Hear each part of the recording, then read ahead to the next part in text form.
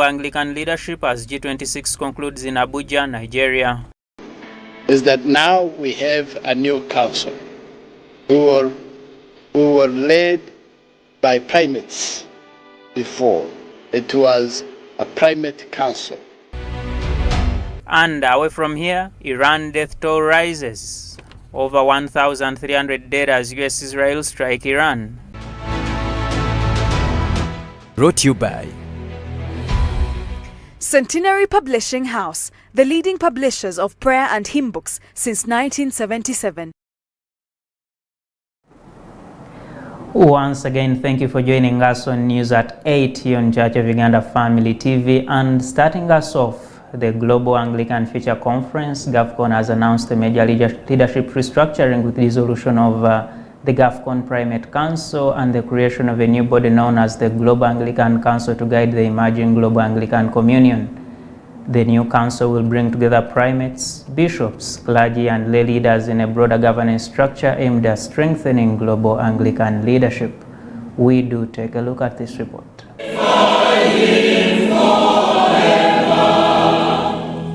In a significant step toward expanding shared leadership within the Anglican movement, leaders at the Global Anglican Future Conference GAFCON 2026 have approved new governance structures for what is now being described as the Global Anglican Communion. The development will see the long-standing GAFCON Primates Council, which has led the movement since 2008, formally dissolved. In 2008, we laid the foundation. 2013, we consolidated. 2018, there was a leadership shift. 2023, we guarded Orthodox Anglicanism with clarity. It is now time for action. In its place, a broader governing body known as the Global Anglican Council will be established, bringing together primates, bishops, clergy, and lay representatives from across the Anglican world. So we have the Primates Council, which is global because the constitution of it, or how it is constituted, involves all the provinces that we have in our GAFCON movement.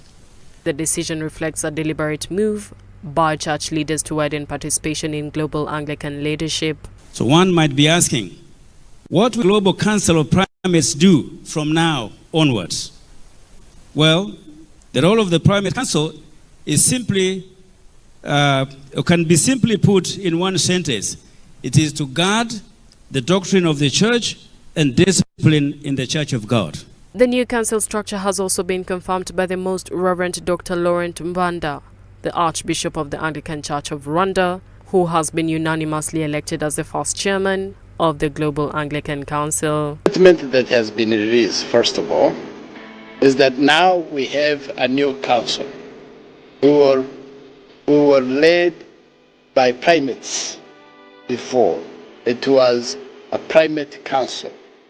Today what we have is a conciliar structure that is the primate council that has been expanded. It is not just a one-man show. It is a shared leadership. This Global Anglican Council, it's almost like a board. Everybody has a voice and has a vote.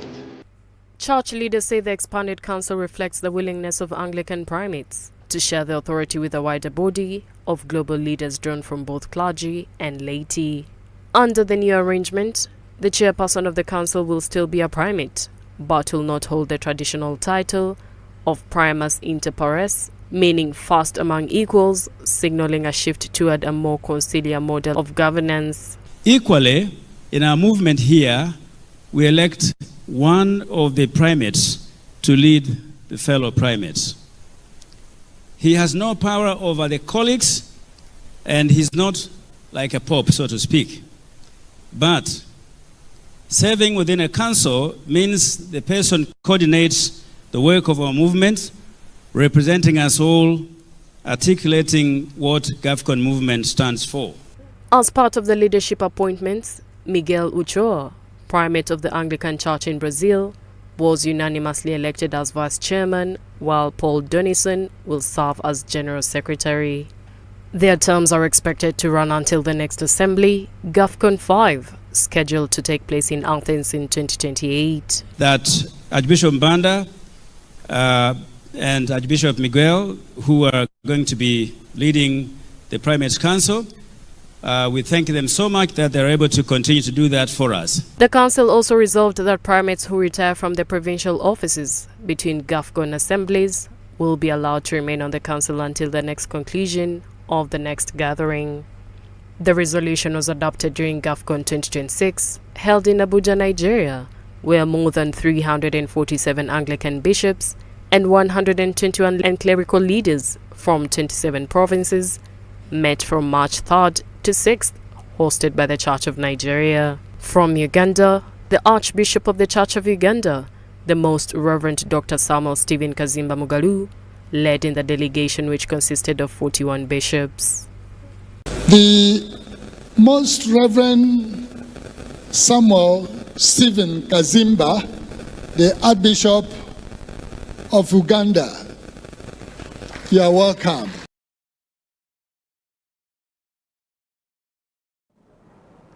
We do congratulate the new leaders of GAFCON and certainly look forward to their leadership until their tenure comes to an end. Now, moving on, leaders from countries in the East African community have met in Arusha, Tanzania, to discuss ways of strengthening regional unity and improving the quality of life for citizens across the bloc. During the summit, Yoweri Museveni assumed the chairmanship of the EAC Heads of State Summit, pledging to advance cooperation, security, and economic integration among member states. We do take a look at this report.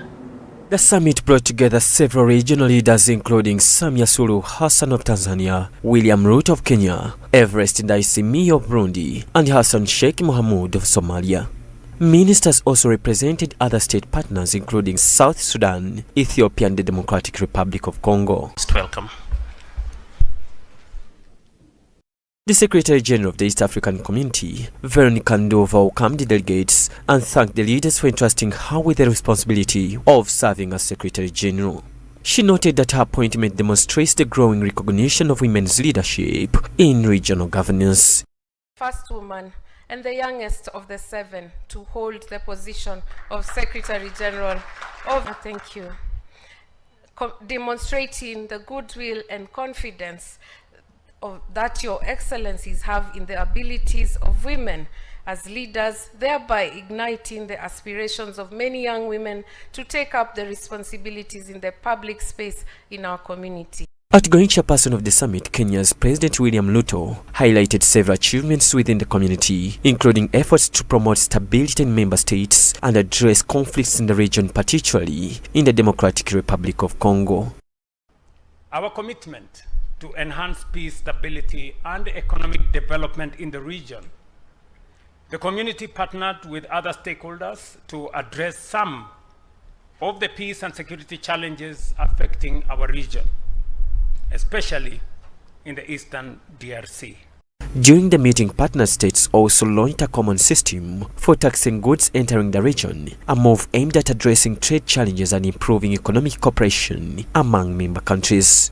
Further, it is encouraging to note that the community continues to harmonize regulatory frameworks to facilitate implementation of commitments under the Customs Union and the Common Market to support and enhance trade among partner states. In his remarks, President Yoweri Museveni said Africa's transformation has largely been shaped by the efforts of leaders who struggled for independence and sovereignty. Museveni emphasized that freedom and unity among East African countries are key to achieving sustainable development. He noted that strengthening regional markets would enable member states to benefit from trade among themselves. If we do not understand that, we are going to betray Africa. Strategic security can only come, in my view, from political integration. Why?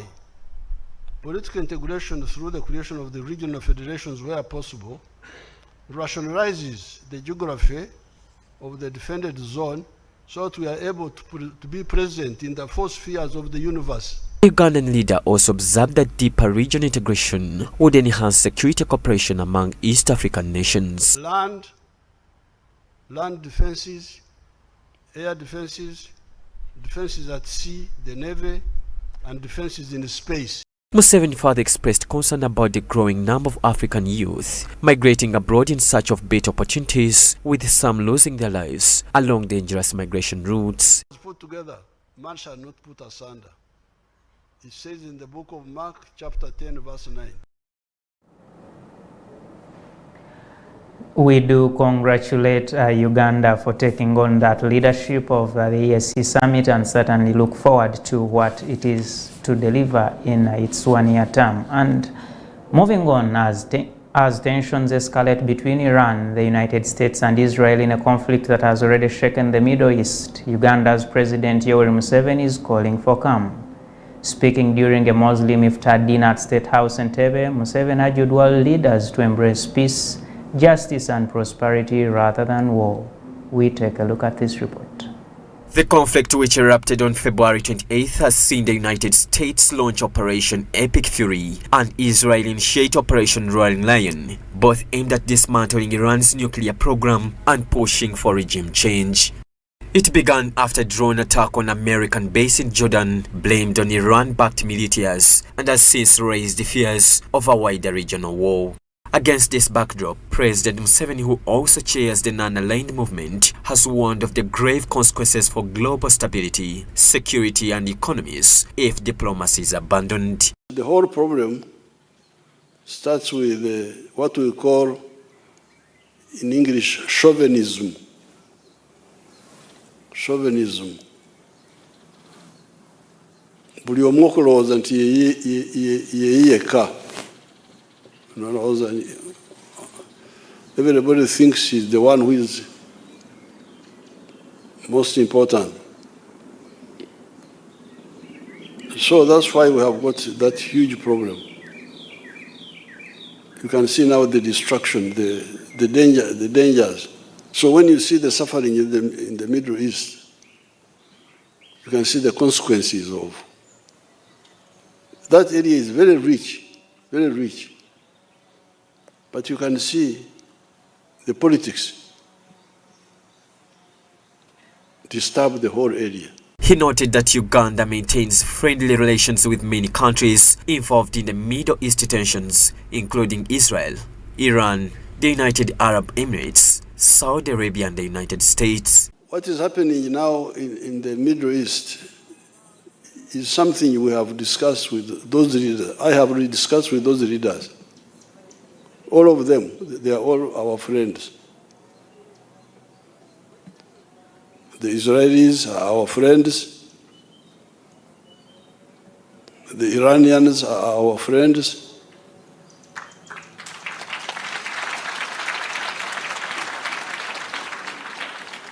The UAE are our friends. The Qataris are our friends. The Saudis, the Americans. Museveni reiterated Uganda's long-standing support for a two-state solution to the Israel-Palestine conflict, urging that mutual recognition between Israel and Palestine could help stabilize the region. And when there was fighting last year, I put out, you know, I am chairman of the Non-Aligned Movement. Up to now, I am still chairman. But when the fighting started last year, I first kept quiet. I didn't want.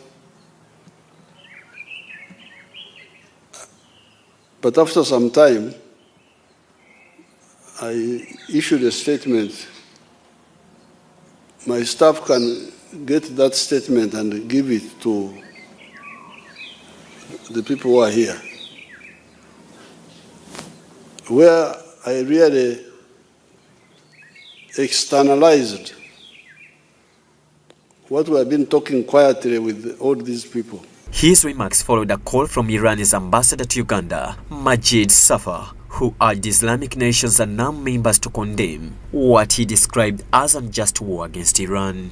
As the battles rage on, Museveni's voice adds to the growing international appeal for restraint and dialogue. Whether those calls will be heeded remains uncertain, but Uganda's leader has made it clear: peace is not just a moral choice, it is a global necessity. John Baptist Humza, Church of Uganda, Family TV News at 8.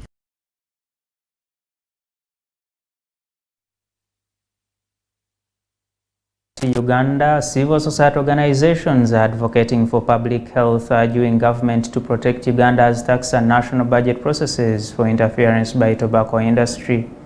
The activists say stronger tobacco taxation and enforcement measures are needed to curb rising tobacco use and reduce the growing burden of non-communicable diseases in the country. Our reporter Julius Muhumuza has more to this report. Public health advocates are raising concerns about the influence of tobacco companies on Uganda's policy and tax processes. Hands off our tax and budget. Organizations under the Coalition for Health Promotion and Social Development, together with the Uganda Tobacco Tax Coalition, say that tobacco companies have failed to comply with mandatory transparency requirements outlined in the Tobacco Control Act. According to advocates, the tobacco industry is required to disclose any engagement with government officials under the 6th schedule of the Tobacco Control Act. However, monitoring teams say some companies have not fulfilled these obligations, raising concerns about possible attempts to influence national policy discussions.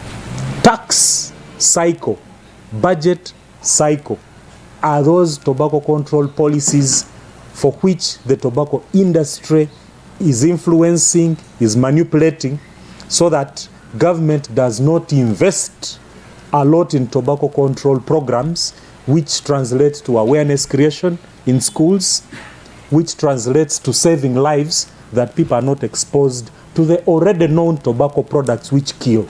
Speaking to the media, the executive director of HEPS Uganda, Kenneth Mwehonge, said that tobacco use continues to impose a heavy economic and health burden on Uganda. As a country, we are losing a total of $120 million US, and out of this, the total economic cost is $41 million. And according to our morbidity and mobility, that's occurrence of disease and death. So for morbidity, we lose $11 million US, and for morbidity, people who are dying out of this at $73 million. Civil society groups also accuse tobacco companies of attempting to influence the national tax and budget cycle through lobbying efforts and media campaigns. We are saying, government, use a public health tool that protects young people from being exposed to tobacco, because if they are not exposed to tobacco, that means they will never suffer from any diseases or the cancers that come from tobacco. Now that is why we are saying tax generates revenue. Tax reduces on people consuming these products because they become very expensive. They urge that this undermines transparency and accountability in the policy-making process. Our analysis in the recent publications in the two national dailies, that's the New Vision and Daily Monitor, on the 20th of last month, February 2026, reveals a calculated effort to use media-driven narratives and undisclosed research to intimidate our national budget process and bypass the statutory transparency laws. Advocates are now urging government to increase excise duty on tobacco products to more than 70%, saying that high taxes remain one of the most effective strategies for reducing tobacco consumption. The Tobacco Control Act has a long list of public places where smoking is not allowed. It also has a long list of places where selling of tobacco products is not allowed. For example, schools or hospitals. It also protects people and imposes a duty on the smokers to ensure that non-smokers are not exposed. They also want stronger enforcement of smoker-free regulations in public spaces such as schools, hospitals, and places of worship. Health experts warn that tobacco use continues to drive rising cases of non-communicable diseases across the country. Medical practitioner Dr. Pade Maringa says that thousands of tobacco-related illnesses are recorded annually, placing additional pressure on the country's health system. We are having 5,200 tobacco-related deaths in Uganda each year. And this is from lung cancer, cardiovascular disease, and COPD. COPD is chronic obstructive pulmonary disease such as emphysema, acute bronchitis, and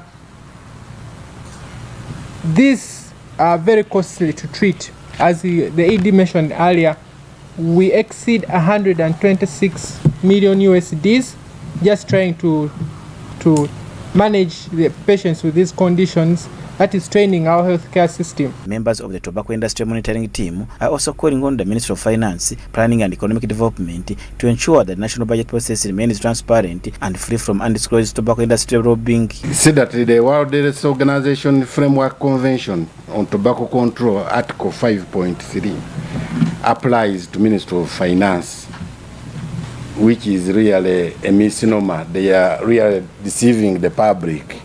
That is not true. And their argument that when you increase the tobacco tax, you will promote illicit trade is also false. Civil society organizations are further urging the government to strengthen border enforcement to curb the illegal trade in tobacco products. We also want government to consistently defend its borders, its porous borders, from being abused by illicit tobacco products that are coming through our borders. Advocates say protecting Uganda's tax policies and public health regulations from tobacco industry interference will be critical in reducing tobacco consumption and safeguarding the health of future generations. Julius Mhomza, Church of Uganda Family TV, News at 8. Thank you, Julius Mhomza, for that report. And now, never should you forget that with the Church of Uganda Family TV, you have the rare moment of listening to the Archbishop every other day, and it's about that time that we get to listen to the Archbishop's moment.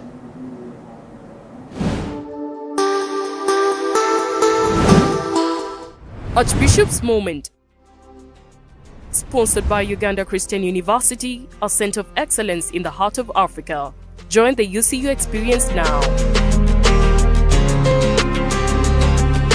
And St. John's Wakiso Secondary School, where faith meets education. The first step to unity.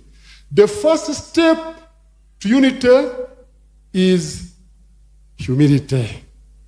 Humility is the first step to unity and meekness.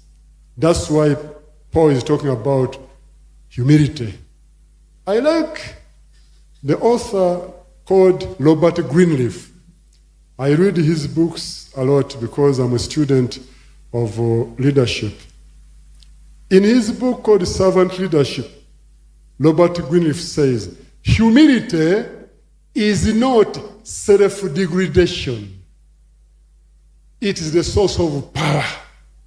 When somebody humbles himself, it's not weakness. It's the source of power. Jesus, who humbled himself and washed the disciples' feet. Today, every knee must bow before him, and every tongue must confess that Jesus Christ is Lord.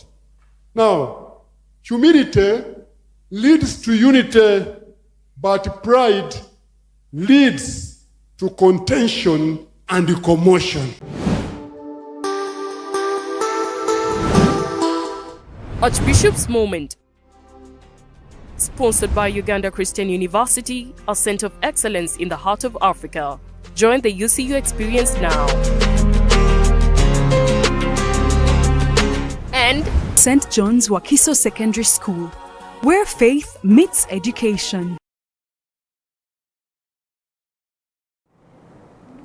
Humility is not self-degradation, but the source of power, better put by the Archbishop of Uganda, the Most Reverend Samuel Stephen Kazimba Mugalu, and certainly nothing better to add to that but to call upon every one of you to always express yourself with humility so that the power within you can actually get out of there and impact your society. News at 8 goes into a very short break, and we shall be right back.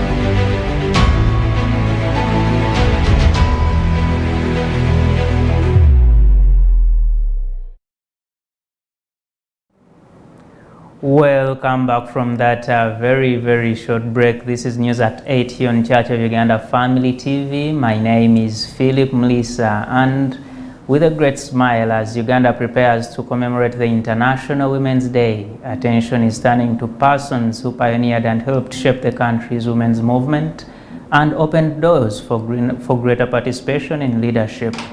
In our special Women's Day series, we look back to the voices that challenged barriers and advanced gender equality. One of those voices is Miriam Matembe, a former woman member of Parliament from Mbarara District and former Minister of Ethics and Integrity, who has played a key role in advocating for women's visibility and participation in public life. We take a look at this story. On March 8th, Uganda joins the rest of the world in commemorating International Women's Day, a moment to reflect on the progress made toward gender equality and the journey that still lies ahead.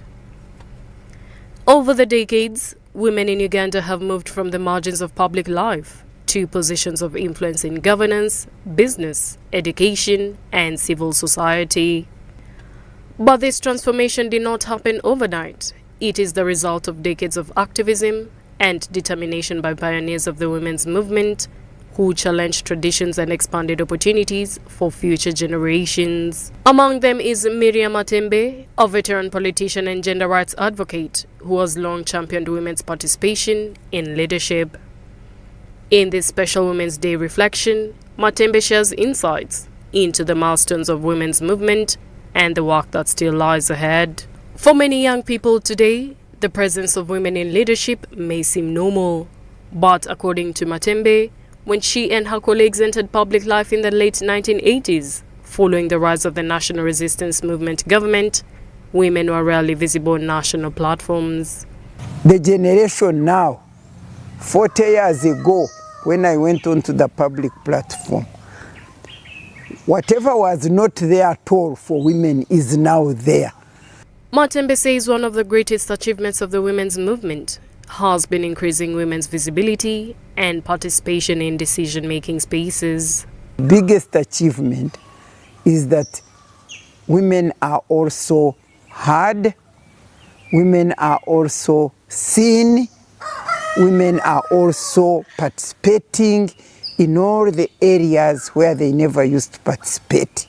Today, women are present in professions once dominated by men, from engineering and law to international business and social activism. Yet, Matembe notes that the significance of this progress becomes clearer when viewed against the long history of exclusion women once faced. When you see women engineers, women lawyers, women architects, you think it was like that. When I went onto the public platform in 1986 together with my colleagues, after NRM had taken over power, all those were not there. Policy reforms have also played a crucial role in expanding opportunities for women, particularly in education. Art institutions such as Makerere University, affirmative action policies were introduced to increase female enrollment and address historical gender disparities. We were women of influence, impactful. We influenced the constitution, we influenced governance, we influenced and issues like education. We got affirmative action 1.5 in Makerere. We influenced a great deal and things went on well. According to her, these reforms formed part of broader constitutional and governance changes during Uganda's political transition, processes in which women leaders actively participated. Matembe herself served in several national roles, including as a member of parliament and later a cabinet minister, where she advocated for accountability and gender equality. Looking for me, you think you would look for Matembe if you had not achieved a lot through her seat of being the woman member of parliament from Mbarara District and being on the Constitutional Commission and getting access to being the first minister for ethics and integrity. Do you think you are joking? When you look at the leadership of this country now, the highest position are taken by women. They are there. We shall come to see us to performance. However, she believes that some policies originally designed to uplift women may now need to evolve to reflect changing realities. Even so, she points to the growing presence of women in leadership across different sectors as a sign of how far the movement has progressed. It is supposed to be reviewed.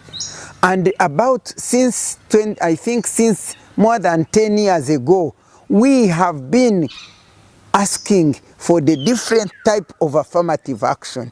If you ask me whether the woman representative in the district is now useful, I would say it is not useful. It is actually wasting our money. From the early struggles for recognition to policy victories that expanded access to education and political participation, Uganda's women's movement has significantly reshaped the country's leadership landscape. And as Uganda commemorates International Women's Day, pioneers like Miriam Matembe are reminding the younger generation that the opportunities they enjoy today are the results of decades of resilience, courage, and advocacy. Story compiled by Philip Molisa for Church of Uganda Family TV, News at 8. We do continue to celebrate all the women that have shaped this country and indeed continue to contribute to its progress. Now, moving on, the Workers' Member of Parliament has renewed calls for policies that support working mothers, including the establishment of breastfeeding facilities in offices and institutions. This comes as leaders urge women to embrace cooperative savings schemes and prepare for the transition to new public service pension system. We do take a look at this report. The female Workers' Member of Parliament, Agnes Kunihira Awori, has renewed her call for the mandatory establishment of the breastfeeding facilities at the workplaces through the proposed Employment Amendment Bill 2019. She says the initiative will require employees to provide hygienic, private and comfortable spaces while accounting mothers can breastfeed the babies or express milk while at work. Kunihira made the remarks while addressing the Women's Conference for the Science Teachers Representatives held in Kampala today. Science teachers from across 15 regions gathered at the conference to celebrate their contribution to the Uganda's education sector and discuss issues affecting women in the teaching profession. That's why we are calling upon them to build their capacity, so that even as we advocate for their rights, they already have what it takes to take up any office in the country. So that is all about the conference. The few women we have who have taken science and are now teaching science subjects, we want to empower them and use them as mentors and role models to mentor the young girls out there to pick more interest to take the science courses. Because we are now running towards a goal of a science-led economy, and therefore we need more scientists. And when we get more female scientists, it is better. While delivering her keynote address as a chief guest, Honorable Kunihira noted that Uganda's current laws and policies remain inadequate in addressing the needs of working mothers and child care support. She emphasized the need for the government to adopt and implement a cohesive breastfeeding policy that protects and empowers mothers in the workplace. We passed the Employment Amendment Bill, which is waiting for the President's signature, which provides for breastfeeding corners at workplaces. An employer who can afford or manage will provide that corner so that mothers who have babies can come and breastfeed their children at that specific place, to allow the mothers to breastfeed exclusively. Kunihira also urged women to turn to savings and credit cooperative organizations as a more accessible and reliable source of financial support compared to the commercial bank loans. According to her, high interest rates and strict repayment terms often make it difficult for the many women to manage bank loans effectively. Because the president already gave them money, where they have now established a circle, a very big circle, because the money was good enough. So I was encouraging members that instead of going to get loans from the banks where they are charged a very big percentage, they should take advantage of their circle, get some small monies from their circle and use those monies to invest in any other alternative income. On the issue of the retirement benefits, the legislature called on workers to embrace the upcoming Public Service Pension Fund, which will operate in the system similar to the National Social Security Fund. I may appeal to the teachers on issues of the public pension fund. I think it is not for only the teachers, it is for all public service workers. So very soon they should be prepared. That bill will be implemented, and it is going to be contributory, where the government is going to contribute 10, the member will contribute 5, and that money will be kept in the pool under the fund, public pension fund. So we want to appeal to members to try to engage with their leaders so that they can be taken through to understand that law. The government is currently transitioning the public service pension system from a fully government-funded and non-contributory model to a contributory scheme aimed at improving sustainability and timely payments of the retirees. Thank you, Rita and Andera, for that report. And moving on, Uganda is set to host the Gumzo la ADR Conference 2026, a major continental forum aimed at strengthening mediation, arbitration and dispute resolution systems across Africa.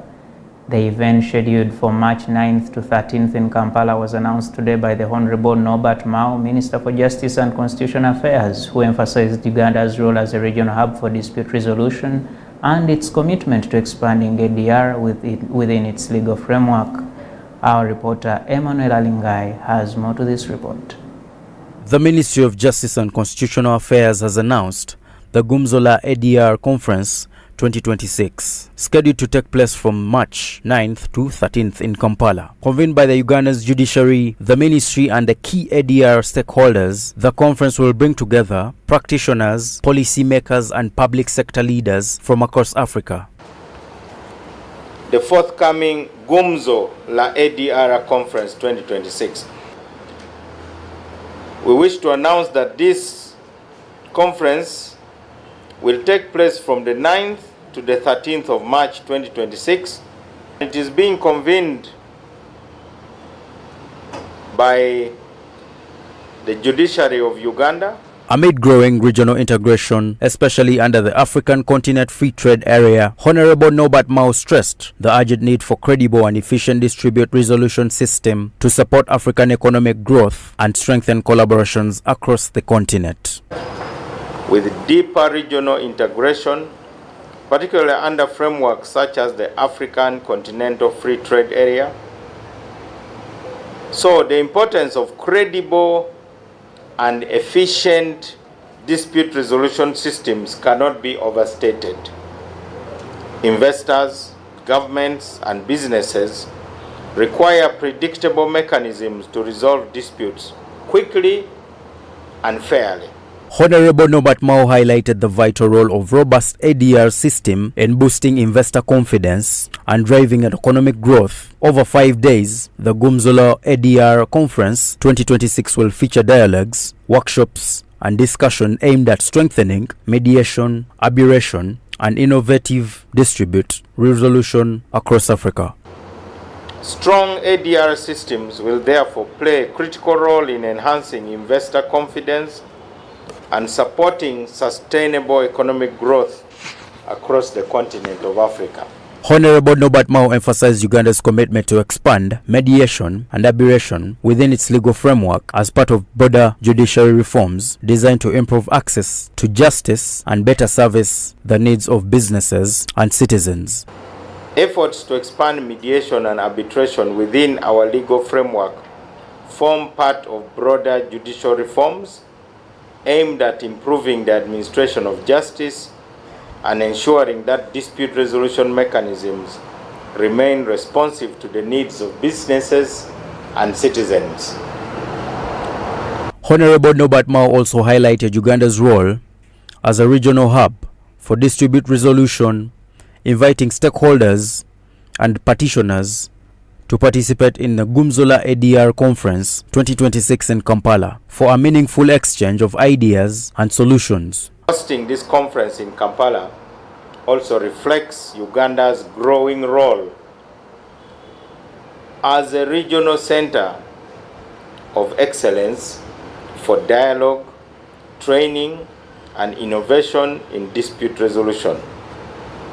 Conferences like this Gumzola ADR provide an important platform for policymakers, judges, practitioners, and the private sector to exchange ideas, share best practices, and develop practical solutions to the challenges facing dispute resolution systems today. The Gumzola ADR Conference 2026 will not only emphasize regional integration, but also serve as a vital platform for capacity building and innovation in the dispute resolution sector.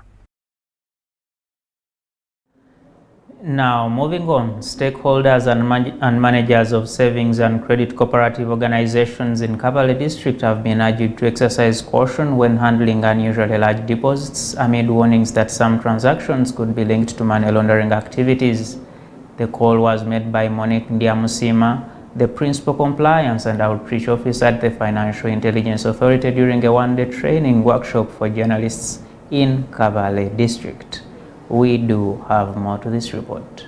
During the gathering of journalists, Ndiamusima Monique explained that individuals involved in money laundering are increasingly shifting their operations to circles instead of commercial banks because some circles still operate with weaker financial control systems compared to fully regulated banking institutions.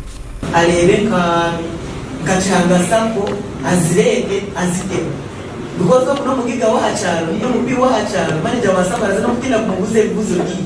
Kwa banka wanaanza kuvipunguza, but wa samba wanaanza kutina kuvipunguza. So most of these criminals are misusing circles. They are investing so much in circles because of weak controls. Then cash intensive transactions, most deposits are made in cash, making tracking difficult. When I'm going to stop on the Zapagura, essentially, the Muchi has read that no one is in the Akamuti, Nisha and the Zapuya Muro, and even the papers. Tiba go around, I will send the Zavan members. Tiba Fayo Buza, was later, yes, we want money to lend to other members, but what is the source? She further warned that the money laundering networks sometimes exploit different entities, such as non-government organizations, religious institutions, and charitable organizations to disguise illicit financial flows. Be a collaborative framework where FIA, district, local government, police, URA, media, support, etc. We need to join hands fight money laundering, terrorism financing. FIA FIA also pledge money go bigger Kabale, kugenda house by house, you know, investigating a person by person. But in the Kabale district, like district heads, like URA, like media, you can help FIA. We need to know that growth without strong controls creates an opportunity for advance. Kabale yakula mnonga. Handling more controls is like about fighting a criminals in a money launderers. It will be a hub for corruption. Every corrupt official. Mohanji Jose, the Principal Communications Officer at the authority, said the institution works closely with banks and accounting firms to monitor financial transactions and trace the sources of funds deposited in the various accounts. Authority, Chine amani ningo bushoborozi bwo kumanya account ya buri muntu mu bank. No mabando waza kutunga kumanya uti nyenda kuri account yo bunungu nyungu tutekatekaho babanza watunga odayo ko mu koti kompito kiragiro shito cyakozwe umwaka wa 2013 kitwikiriza twagiro twatekatekaho tunga details za account ye tukaza tukakebera tukareba history kwa tuli natunge senteze ningo mukozi wo mushara ninga MP atuli natunge 10 konka. Meanwhile, the Deputy Resident District Commissioner of Kabale District, Michael Muramira, urged journalists to take keen interest in investigating financial crimes. He noted that Kabale's rapid growth has attracted several organizations, including the NGOs, some of which handle large sums of money that could potentially affect the local economy if not properly monitored. In this town, Kabale is growing at a terrific speed, and there are so many people who come wanting to put up in offices, NGOs. So in security, it is now our baby. We are supposed to understand if they are coming here, what are they doing? What are they doing? Because before we know it, there will be a lot of money coming in, and most of that money will be used to, goods from maybe other countries, and I think that could be as well a form of money laundering. And when you have a lot of money floating around, there is inflation. For those who have done. The workshop emphasized the need for stronger collaboration between journalists, financial institutions, and the Financial Intelligence Authority to detect and report suspicious financial activities in order to protect the country's financial systems from the money laundering.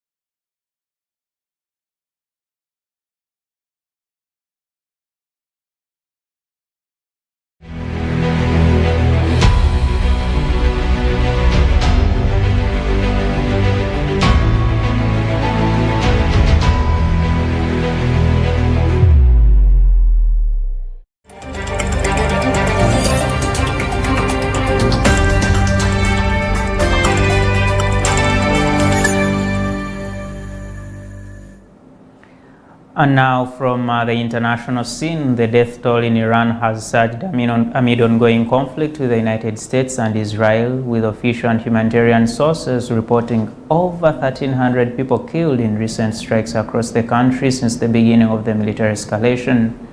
Iran's Red Crescent and state media say residential areas, infrastructure and civilian sites have been hit, resulting in widespread casualties and destruction. We do take you to Tehran right now to see what is happening from that part of the world. The war between the United States, Israel and Iran is now entering a dangerous new phase, with the conflict spreading across West Asia and casualties mounting rapidly. A week after Washington and Tel Aviv launched their attacks on Iran, the scale of the military campaign is expanding both on land and at sea. In Iran, a new wave of intense bombing struck the capital Tehran early on Saturday. According to reports, over 1,300 people have now been killed in the U.S.-Israeli strikes. The U.S. military's Central Command says it has already targeted more than 3,000 sites across Iran since February 28th, including military facilities and naval assets. Washington claims 43 Iranian warships have been destroyed so far, but the war is no longer confined to Iran.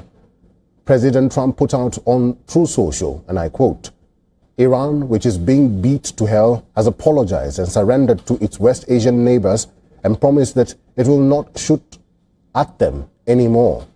This promise was only made because of the relentless U.S. and Israeli attack.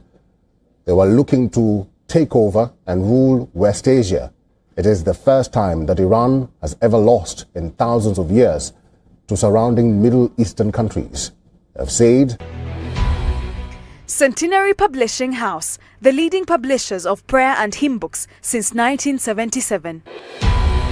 In our weekend edition, East African leaders meet in Arusha to strengthen regional unity as Museveni takes over EAC summit chairmanship. Strategic security can only come, in my view, from political integration.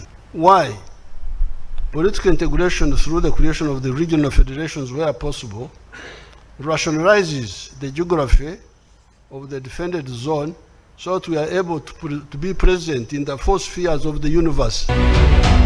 While the future has come, GAFCON restructures global Anglican leadership as G26 concludes in Abuja, Nigeria. Is that now we have a new council who were led by primates before. It was a primate council. And away from here, Iran death toll rises. Over 1,300 dead as US-Israel strike Iran. Brought to you by Centenary Publishing House, the leading publishers of prayer and hymn books since 1977. Now, this is the moment where I get to say that thank you so much for joining us on News at 8 here on Church of Uganda Family TV. Thank you so much for those of you that join us from your homes, offices, workplaces, and everywhere that you are. Thank you, and certainly we promise to continue delivering this service for as long as this earth is in existence. My name is Philip Mlisa, and as I get out of studio, I want to say that happy Women's Day to all the women out there in Uganda, in Africa, and certainly in the whole world. We wish you the best and do send our appreciation for the good work you get to do for this world. My name is Philip Mlisa, and a good evening.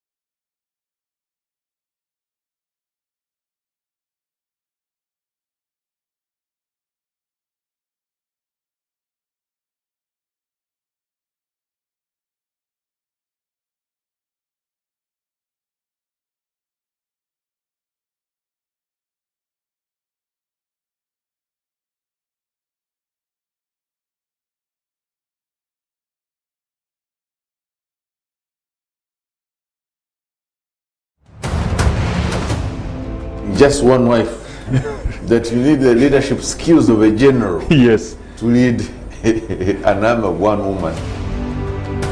So we have to take a lot of pain, a lot of effort to teach children how to get along with one another. Your raw material is money.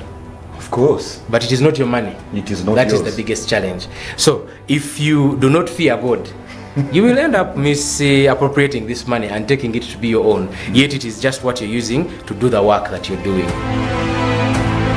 So ego is very dangerous to me, and we should avoid the extremes. This program exists to equip, challenge, and empower men to expand their family leadership capacity for national transformation.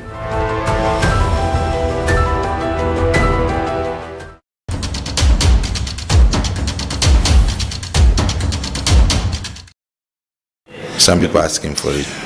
When a man has money in his pocket, there is a way he feels confident. He can even look at you and say, I can beat you and then pay you. But when he does not have money in his pocket, the story is quite different. And even when it is the wife who earns even much more than him, a few things happen either right or wrong. You are very welcome today to this Inspired Family Leader program with Samuel A. Bakutana, your host, a certified executive coach, an award-winning leadership consultant, global speaker, facilitator, and author. The CEO of Inspired Leaders International, which is an international leadership development firm that empowers leaders to transform nations, and your provincial Fathers Union president. Today, we are talking about what happens when your wife earns more. And in the studio with me today is none other than an amazing man, a namesake, a clergyman, Pastor Sam Mukabi Zema. Good to have you here today. Thank you, sir. Thank you so much. Very welcome. I'm so glad I could be here today. When your wife earns more, yes, sir. Please, first look into that camera and introduce yourself to our viewers a little bit more before we let the rubber hit the road. Yeah, so Sam Mukabi